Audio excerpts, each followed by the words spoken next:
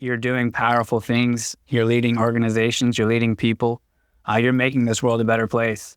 And if you lose your health, all of that goes out the window. Not only that, the higher your health is today, the better you become at all of that. I'm Amy Woodall, and this is The Conscious Habit, a show from the People Forward Network. We're teaching you how to incorporate love and consciousness at work, at home, and the world at large. You just heard from Daryl Roberts. He is the founder and physician at Balanced Alignment Ayurveda, and he's on a mission to help maintain the health and longevity of the healthy and cure the sick. During this conversation, we get into really what it means to be conscious with your health and better understanding exactly what this science of Ayurveda really is. Take a listen.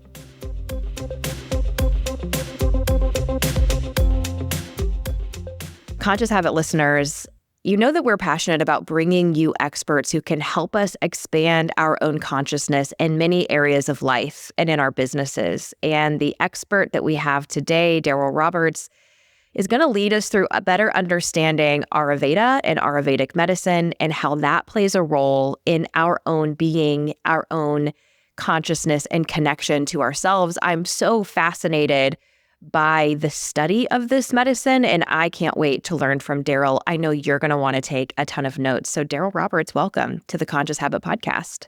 Thank you very much. I'm happy to be here. Yeah. Excited to learn more about your journey. Like, how did you get to studying this stuff? What the heck does it mean? Where do people start if they really want to take a more conscious look at their health outside of what we're offered in, typical Western medicine? And, all the tips and turns that we'll go through from there. But one of the things we often ask our guests when they join us is for them to define what their definition of consciousness is. My definition of consciousness would be the fabric continuum that our universe is sitting in. Simultaneously, that fabric of consciousness is also like the electricity that runs through a light bulb. That consciousness is the electricity that's running through us, which makes us alive. I love this definition, the fabric, the electricity. I love this. I've never heard it stated that way. And what's always really unique is nobody states it the same. I think a lot of times there's an undertone of awareness, but I love your definition. So thank you for that. Well, can you kick us off then beyond the definition of consciousness? That light question that just, I'd love to gather that from listeners someday. What is your definition of consciousness? It's not an easy question. It's pretty expansive, but can you talk to us about what is Ayurvedic medicine? Give us that definition or overview of what it is and how it differs from what we might know typical medicine to be. Yes. So, first, it's good to know that Ayurvedic medicine is a full, comprehensive science of medicine. A lot of times it's misunderstood as a form of herbalism or a form of meditation or yoga. That is not the case. Ayurveda is a complete, comprehensive science of medicine. People go to Ayurvedic colleges in India and in Europe, and we treat all diseases, all forms of health and dis-ease. Everything from cancer, heart disease, to diabetes, to digestive issues, to skin problems, headaches, you name it. Thank you. Thank you for confirming that this isn't like a buy our special oils online, that you're like, there is no hate. Okay. No hate. My mother is a tea tree addict. Anything that's ailed, put tea tree on it. So no hate to that. But I love that you're confirming that, hey, there's a real science behind this, and we help people in all areas of life. So thank you for clarifying that. Absolutely. And you actually just said what the biggest difference is there's a real science behind it. And so to understand, one, like, what is a real science actually? Science is not an idea. My ideas, my opinions are not science. Science is discovered by man, and it's when we successfully discover the fabric of the reality that we live in. A perfect example is gravity. Gravity was gravity long before Newton identified the laws of gravity.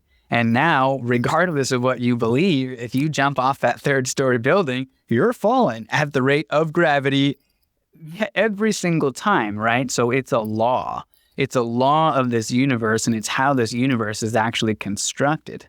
The beauty of Ayurveda is that just in the same way that there are physical laws that govern the physical universe, there are biological laws that govern your body, my body, and all life forms on the planet.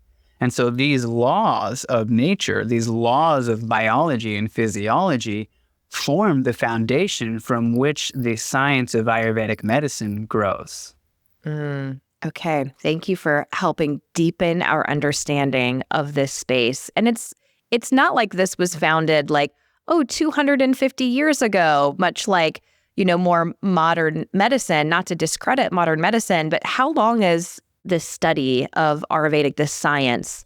When was its discovery? A lot of people will say it's over 5,000 years old. My teacher says that that's just a nice digestible term so that people don't, go too far into their minds. I recently heard someone say that they've traced it back all the way to 23,000 years ago.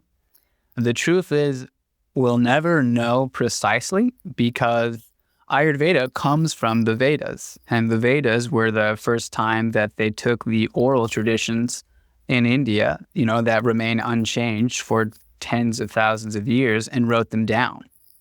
So we know it's thousands of years regardless. So it's got some street cred, as we would say. It's got some credit. There's some street cred out there. Which I find really interesting when it comes to the whole science. Everybody loves evidence-based medicine. And when it comes to our medicine and a lot of the things that we receive from the conventional medicine world, you look at the timing of that. Well, how long has that study been going on? Long-term studies in conventional medicine are 80 years, 100 years. Those are like the longest term studies that we have. In Ayurveda, we've been giving Dhanvantaram Gulika to people who have constipation and bloating for 6,000 years. We know that it works. Okay, Daryl, tell us a little bit about your journey to getting into studying and now practicing. You've opened your clinic. Congratulations. But I'd love to hear your journey of, becoming an expert in Ayurvedic medicine. So my journey started seemingly at random. I was not looking for a practice of medicine. I wasn't looking to practice medicine. I didn't have a chronic disease that I was struggling with. I had recently gotten into yoga, which I very much enjoyed. And a friend of mine handed me a big yellow textbook called the Textbook of Ayurveda, Fundamental Principles, Volume 1. He didn't tell me what it was. I heard him say the word dosha, but he didn't explain it. He just said it as if I already knew what it was. And then he just handed me the book and said, you should read this.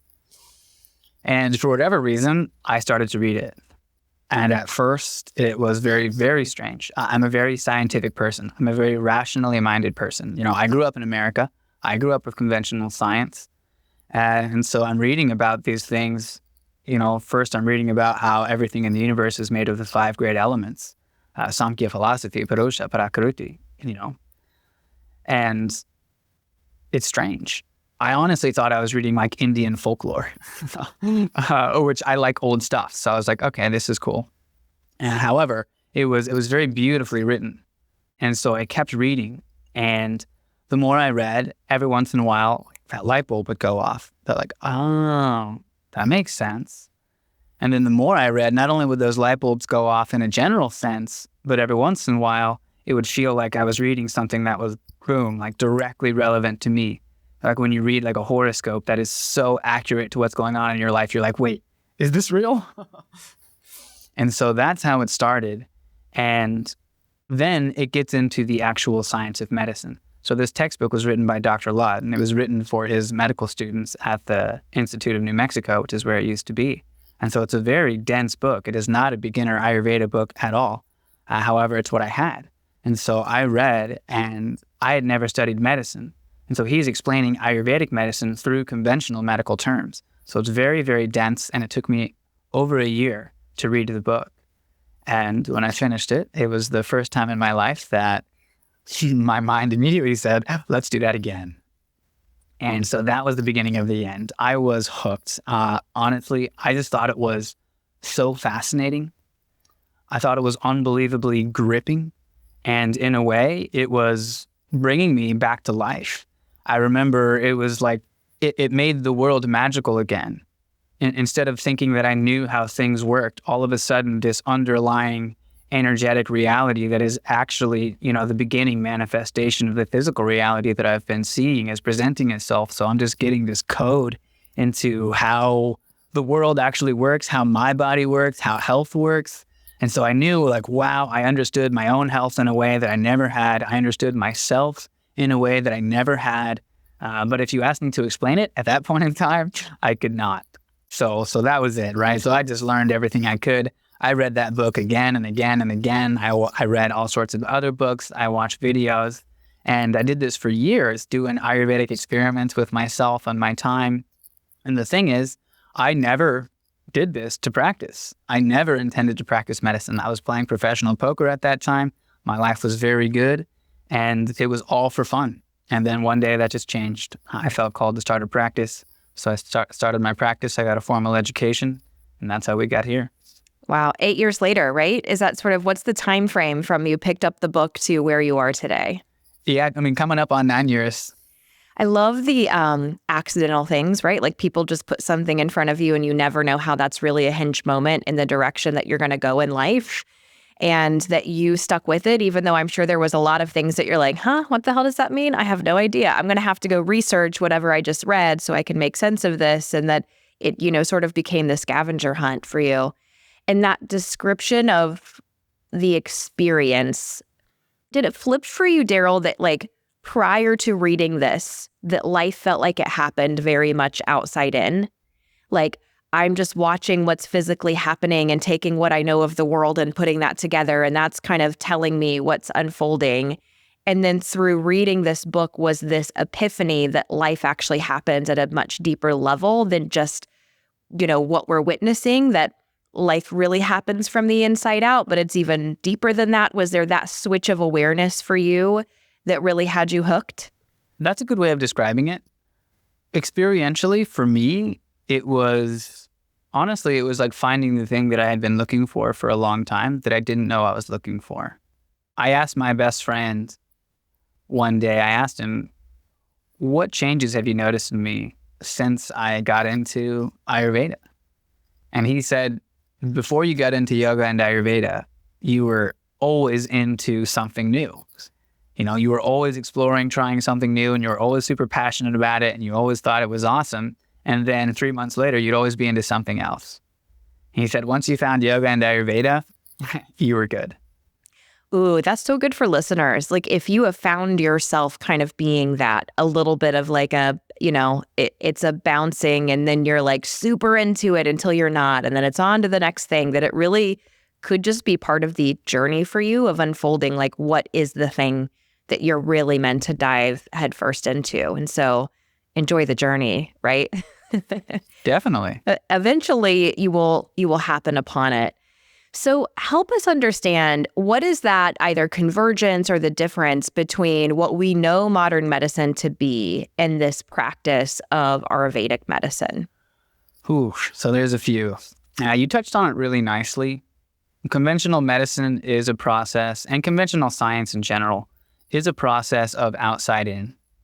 We start with our naked eye, and we develop technology to look deeper and deeper. We make the microscope, we make more and more powerful microscopes, and we keep going deeper. And the deeper we go, the more we learn that, like what was happening at this level, yes, it's still true and relevant, but it wasn't the complete picture. And so we keep learning that there's more to the picture. Right now we're at the microbiome level. It's like, okay, turns out like that's the epitome of health. But it'll just keep going.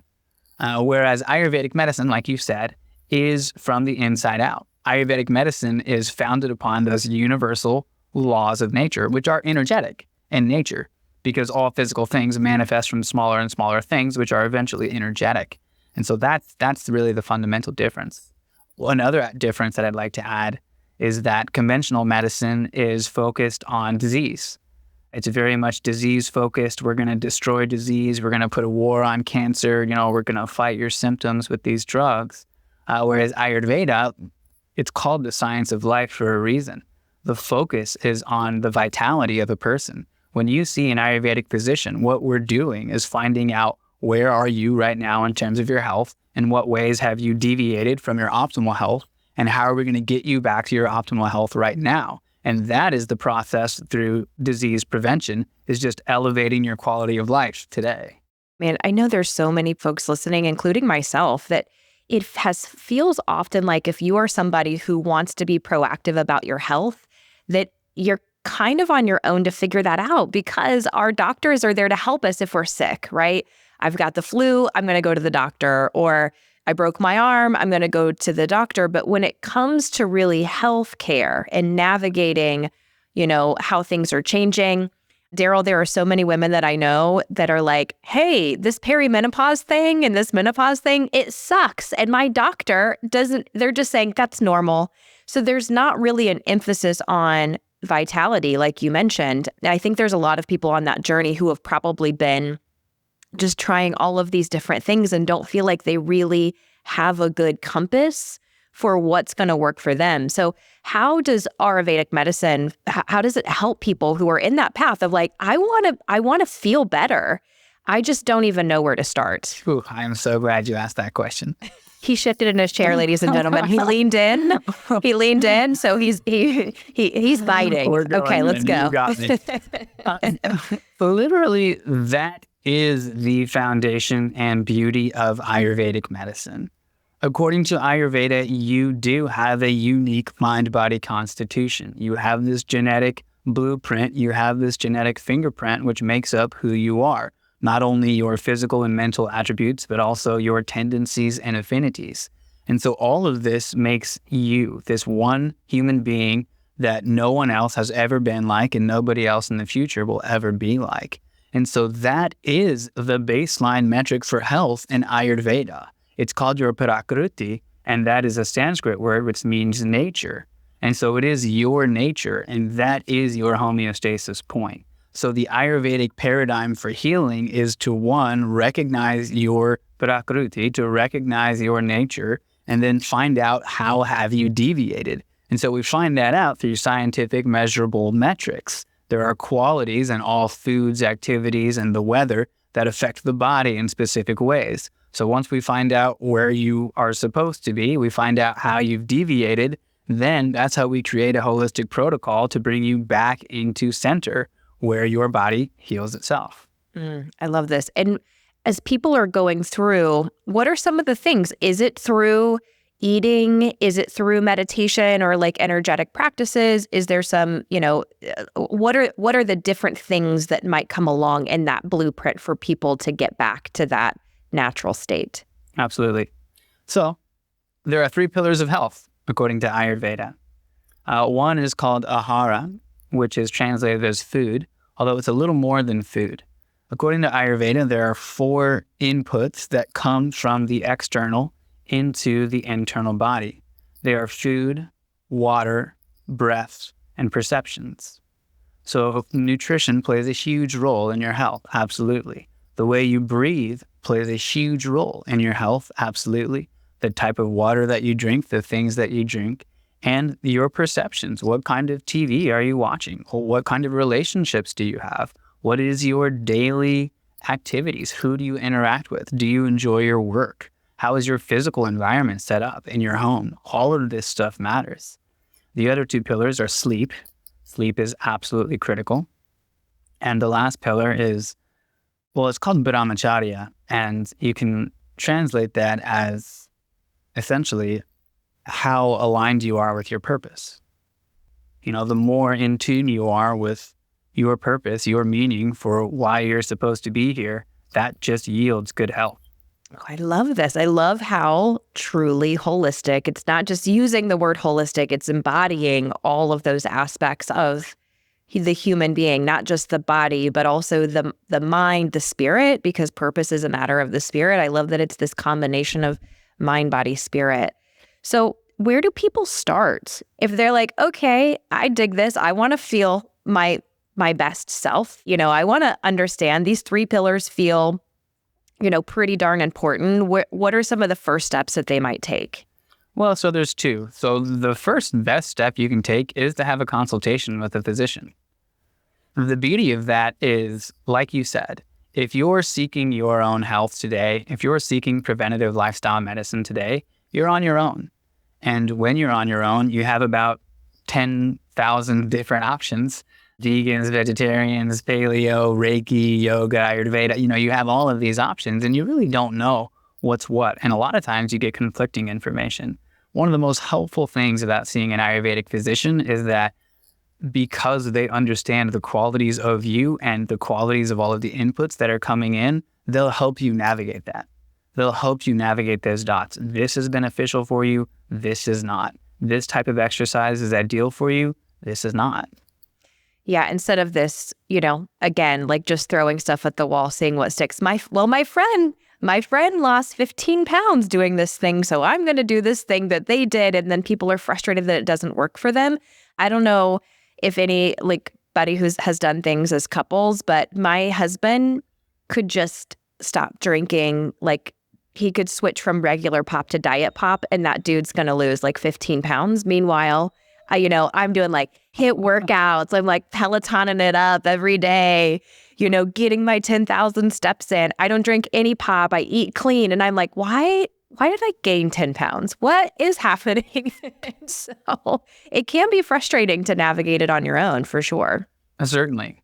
And a lot of times there's one missing piece of the puzzle, especially in a situation like that. When you're trying hard, when you're putting in effort to improving your health and you're not seeing the results, there's typically one critical piece that's not there. Just any of those? Or you're saying there's one critical piece, like it could be sleep for you, or it could be food intake, or it could be purpose, or does it tend to always trickle back down to one critical piece in particular? Both. It could be one of those pieces. Oftentimes it's a matter of digestion. Conventional medicine, us as Americans, we are not taught how digestion works. We just don't know how it works. We don't even know what it means. If I ask you, how is your digestion? Most people are going to be like, what do you mean? It's fine. Like it's not broken. Like it works, which is not how it works at all. It is not an on or an off switch. Your digestion is literally the process that keeps you alive, right? If you don't eat, you'll die. And so the food that you're bringing in, that gets digested, broken down into the most minute energy that it can be. And then that energy, those building blocks, are reused to build bodily tissues, right? All of the food that you eat, there's not a banana sitting in your arm. Your body completely transforms that and rebuilds that. And so your state of health is a result of the quality of your digestion. If you're doing something, if you're trying, if you're exercising, eating right, doing all of this stuff, and you're not seeing the results that you want, oftentimes, a large percentage of the time, it's because there's a digestive issue. There's something in your body that process isn't happening correctly. Ooh, and that crossover too, Daryl. I had blood work done not long ago through Function Health, which I think is actually like an interesting kind of membership-based thing, not sponsored on the podcast, guys. But it came back that my ferritin is extremely low. That's happened several times. And I'm taking iron supplements. And so some of the feedback that I got was, well, there's an issue happening where your body is not converting or it's not absorbing. So it sounds like it's an issue of digestion in a sense of like, even though I'm taking the supplementation, my body is not receiving it. So something has to be off. So it's not always as easy as you're low in this, take this. Those things do not always, equal to, you're going to solve the problem. The problem could be on a deeper level is what I'm hearing you say. That is exactly right. Interesting. So, when people are coming to you, Daryl, and they want, I'm guessing it could be for all kinds of reasons. It could be, I have an illness, I have a chronic illness I'm dealing with, or I'm just not feeling well, or it could be, I feel pretty good, but I want it to be optimized.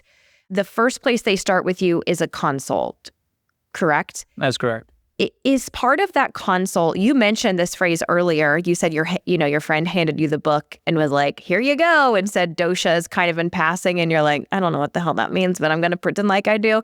Is part of that also helping people understand or identifying what their specific dosha is? Oh, yeah, absolutely. Hippocrates said the best medicine of all is teaching people how not to need it. And that's huge. In fact, the beauty of Ayurveda is like the more you work with a physician, like the more that my clients work with me, the more they understand themselves and the more they are empowered. It's a process of empowerment. As you learn yourself, you're learning your nature and you're learning the nature outside. The more you sink in with that, the more that your circadian rhythm sinks in with the circadian rhythm that's happening outside of you and the nature of the people around you, the easier life becomes. You just start flowing into this beautiful river of joy. Ooh, well, that sounds nice. I want to flow into a river of joy. Yes, please. I think, folks, just to think about how important your health and your vitality is, and to be able to get into that flow state, for you to be able to operate as an optimized leader or partner or friend or, parent, whatever the roles are that we play, that so much of us being able to be our highest, best selves in those roles come from what's happening in our mind, body, spirit connection. And so, Daryl, I asked you about the definition of consciousness, but for folks who want to live a more conscious life, where do you see this, utilizing the study and the science of Ayurvedic and helping them be able to do that more effectively? So the wise recognize that health is life's greatest blessing. We all have all of these things that we want to do, and especially your listeners, leaders in the space. You're doing powerful things. You're leading organizations. You're leading people. You're making this world a better place. And if you lose your health, all of that goes out the window. Not only that, the higher your health is today, the better you become at all of that. There is no ceiling for good health. There is no limit where, okay, I'm good. I don't want any more joy, abundance, enthusiasm, and vitality in my life. It just doesn't stop. I like that. The ability to have that overflowing or to know that that's possible is really cool. And I think it's hard for us if we've got major aspirations and we feel like we have major purpose on the planet. If our health in itself is not well, it's hard to execute those things, right? Because we are not in the highest, best state to be able to put those things into practice into the world. Ladies, imagine taking time away to work on you.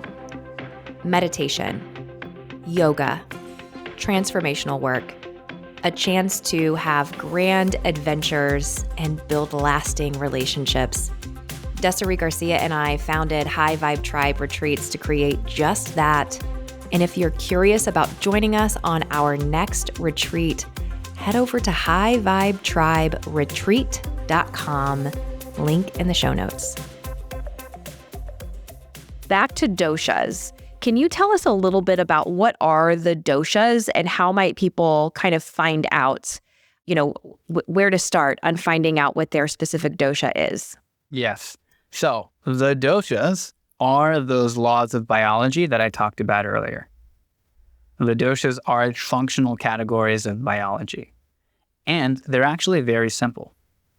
Everything in the universe and everything in your body, which is a little microverse of the grander universe, is doing one or a combination of three things. Things move, things transform, and things stick together. That's it. Things move, they transform, and they stick together. Every biological process that is happening in your body is a combination of things moving, things transforming, or things sticking together. I love this. I love the simplification. I'm also a big believer that patterns are available all around us, and there's so much wisdom that come in the pattern. So I love the giant universe and then the microverse that happens within us. So Daryl, this is something I've heard of over the years, and maybe you can help me figure out where does it fall in Ayurveda, and maybe some of our listeners have heard of this, but I've heard people talk about oh, I'm a Pitta, and that means I need to avoid, spicy things or whatever. What is that in the practice of Ayurvedic medicine? Yes. So Pitta is that energy of transformation. So Pitta dosha is the biological energy governing transformation.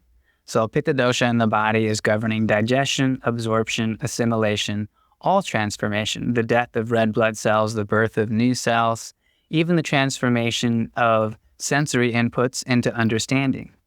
When you see my hand here, the understanding that this is my hand is actually not inherent in the image. First, that image gets plastered onto your eyeball, and then that image gets sent back into your optic nerve. And then back in your brain, a transformation process occurs, and then understanding is yielded.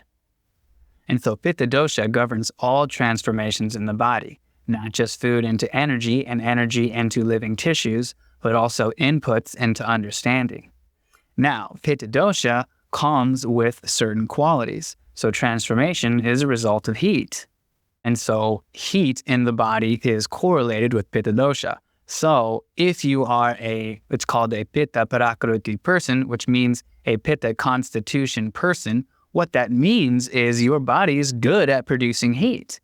There are people who actually have a higher resting body temperature than other people. In fact, a lot of people listening to this are gonna relate with Pitta dosha because Pitta is also, it's like the fire of precision. It's the fire of competition, of boldness, of drive, of leadership, of organization. All of that is correlated with Pitta dosha. So Pitta dosha is high. And so if your body is good at creating this heat, then what that means also is that when you get stressed out, your body probably produces excess heat. So the natural general recommendation for you is to take it easy on the hot jalapenos, take it easy on the spicy chicken wings, and bring in more of like the cucumbers and the watermelons to keep yourself evened out. And that aids in digestion. It aids in sort of the other pieces when you are eating in accordance to your specific dosha. So I will not say them as beautifully as you're going to say them, Daryl, but so we've got Pitta. What are the other? Are there 4 total? There are 3.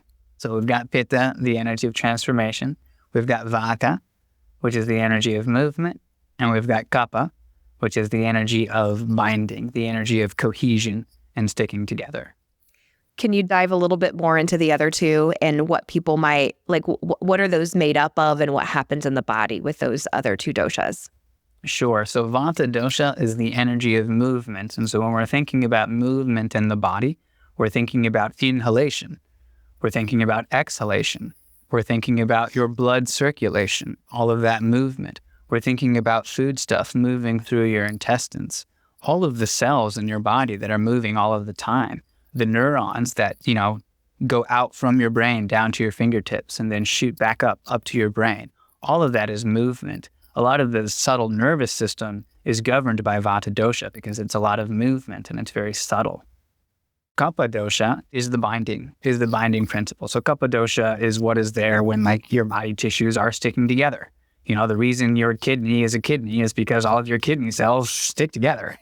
And so most of the bodily tissues are predominantly Kapha dosha. It's what gives rise to not only the tissues, but also like the protective linings in the body, the mucosal linings that occur in the body, the synovial fluid, the brain fluid. Whenever there's like a protective element, that's governed by Kapha dosha. So it sounds like all 3 of these are things that are made up within our body, but we're going to have one that sort of rises to the top and is more prevalent for each of us. Is that fair?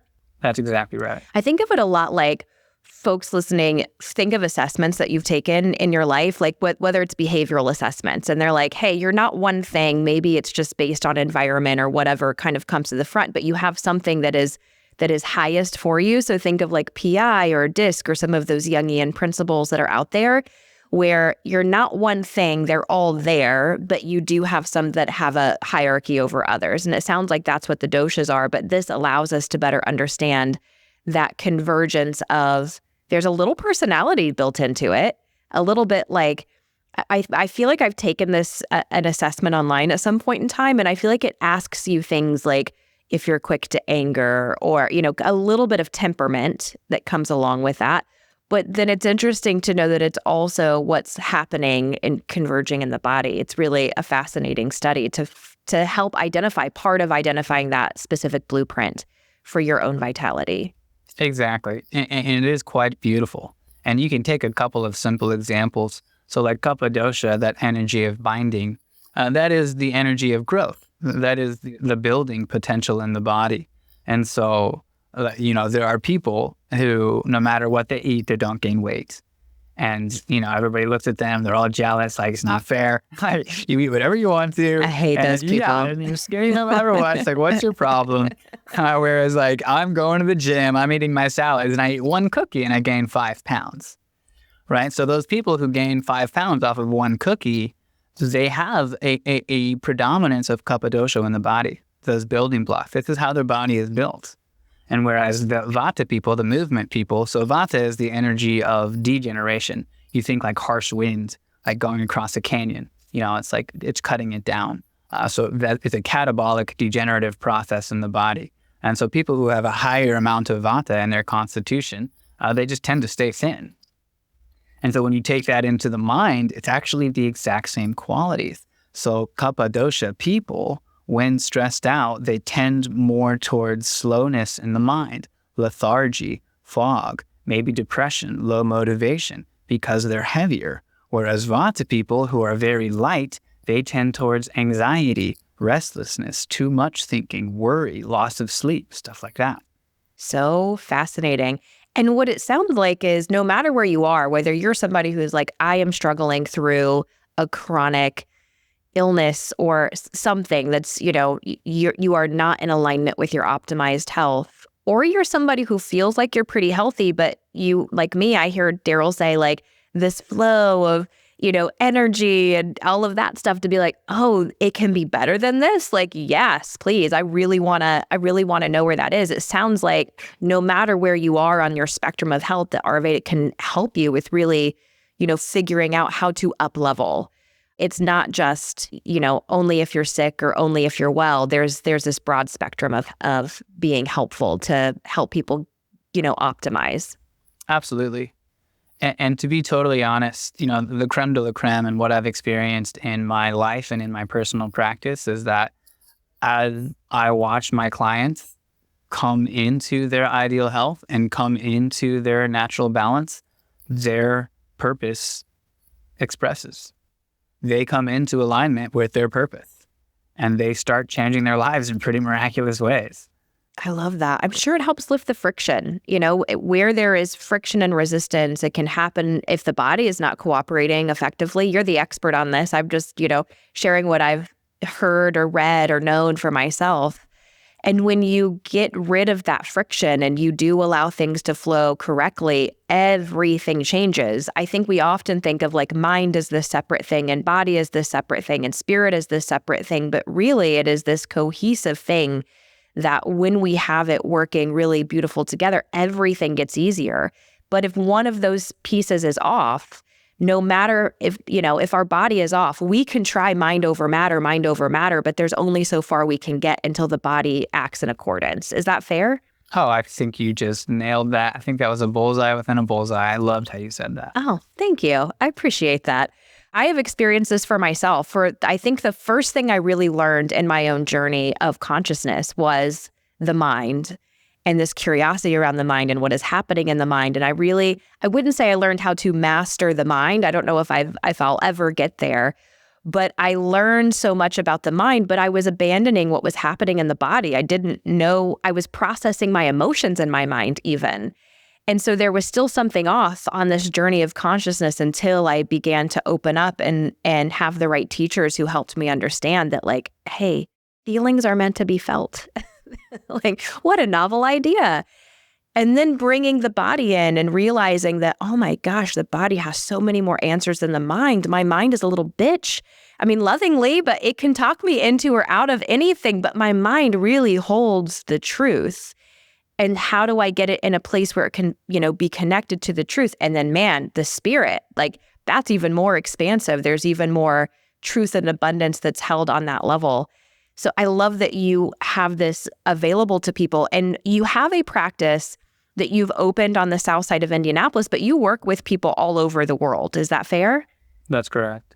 So no matter where people are, if they're listening to this, Daryl, and they're like, I want some of what he is talking about. Vitality, yes, please. Blueprint for my own specific health, absolutely. I want, to feel aligned with my purpose and my sleep and digestion and all of that stuff. The first step would be reaching out to you and getting a consult. Are there some other resources you might recommend they check out on your site? Oh, sure. Yeah. So we'll have online courses on the site. There's really lots of great resources online. There's a lot of people that write some beautiful articles about Ayurveda. There's a lot of great companies out there. Really, just as long as you understand that those doshas are laws of biology, they're not ideas, they're laws of the universe, then you'll understand what you're reading and you'll be able to implement it correctly. Thank you. I like that distinction a lot. Daryl, thank you so much for spending time with us. What are the best places? We'll send people to your website. Feel free to plug that here. We'll make sure we have that in the show notes. But what are all of the ways that people can be connected to you and all the good you're doing in the world? Sure. So the company is called Balanced Alignment Ayurveda. And so our website is balancedalignmentayurveda.com. That's balanced with a D. And really, that's the best place to go. I mean, that's our hub. It's got everything. It's got the consultations. It talks about how it works, what to expect. If you're local, we've got treatments as well. We've got community events. We're doing an online cohort, so there's online learning. And really, that's the place to go. All of our socials are there. Okay, awesome. And I had a chance to listen to some podcasts that you've recorded in the past as well. So there's some good insights that people can come and glean from some of your podcasting too. Indeed. Yes, we have a podcast as well. It's also called Balanced Alignment Ayurveda Today, and it's on our Substack, and you'll find that on the website too. Awesome. Daryl, thank you so much for sharing some of your insights and wisdom. Really appreciate you joining the show. Absolutely. It's been a pleasure.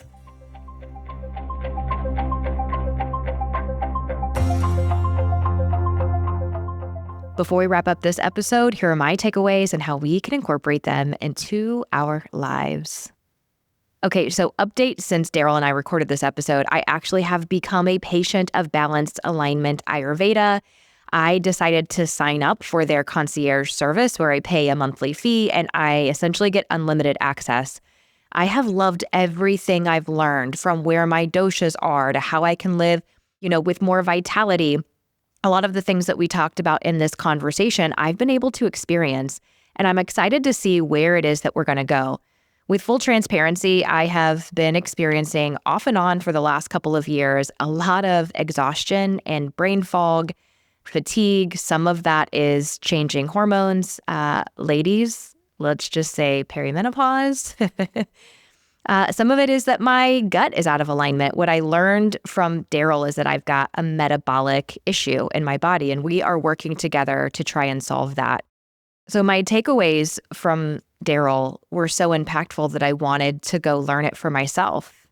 I loved in our conversation how we talked about the importance of just trying new things and bounce away. Like that adage that I was told by a mentor is really good for us and us figuring out, where we are and what tends to work. That we should always be looking for vitality and reaching for vitality no matter the age that we are. I get so tired of hearing from certain healthcare professionals, well, that's normal for your age. Okay, I don't care if it's normal for my age. I want to feel good no matter what my birth date says. And then lastly, this study of the doshas, it's so fascinating to me, and Daryl's really helped me understand, and I'm still learning, that our body is influenced a lot by the laws of nature. And knowing when there's too much of these, different elements in our body can help us identify how we need to eat and move in order to get them back in a more aligned place. Thanks for listening to the Conscious Habit Podcast. If you dug this episode, we'd love it if you would subscribe, rate, and review this podcast.